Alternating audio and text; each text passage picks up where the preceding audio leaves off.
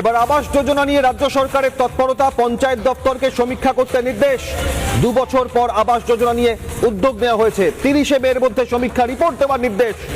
100 দিনের কাজের পর এবার রাজ্যে শুরু হচ্ছে প্রধানমন্ত্রী গ্রামীণ আবাস যোজনা। তৎপরতা শুরু। আবাস যোজনা নিয়ে রাজ্য সরকারের তৎপরতা, পঞ্চায়েত দপ্তরকে সমীক্ষা করতে নির্দেশ দেওয়া হয়েছে। মুখ্যমন্ত্রী ইতিমধ্যেই এ বিষয়ে বার্তা দিয়েছেন। 2 বছর পর আবারও আবাস যোজনা নিয়ে উদ্যোগ। 30 মের মধ্যে সমীক্ষা রিপোর্ট জমা দেওয়ার নির্দেশ। প্রধানমন্ত্রী গ্রামীণ আবাস যোজনা নিয়ে যাবতীয় বিষয় খতিয়ে দেখার নির্দেশ। 30 মে অর্থাৎ হাতে আর মাত্র 5 দিন। আর 26 মে, 26, 27, 28, 29, 30 5 দিনের মধ্যে আবাস যোজনা নিয়ে সমীক্ষা রিপোর্ট জমা দেওয়ার নির্দেশ। আবাস যোজনা নিয়ে রাজ্য সরকারের তৎপরতা, পঞ্চায়েত গ্রামোন্নয়ন দপ্তরকে নির্দেশ দেওয়া হয়েছে।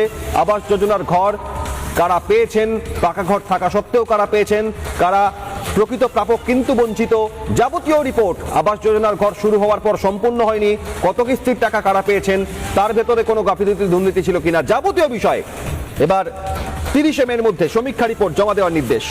আবাস যোজনা নিয়ে রাজ্য সরকারের তৎপরতা, পঞ্চায়েত দপ্তরকে সমীক্ষা করতে নির্দেশ দেওয়া হয়েছে ইতিমধ্যেই। 100 দিনের কাজের পর এবার বাড়িতে নিশ্চিন্তে থাকার জন্য মাথার উপর পাকা ছাদ, আবাস যোজনার ঘর, তৎপরতা রাজ্যের।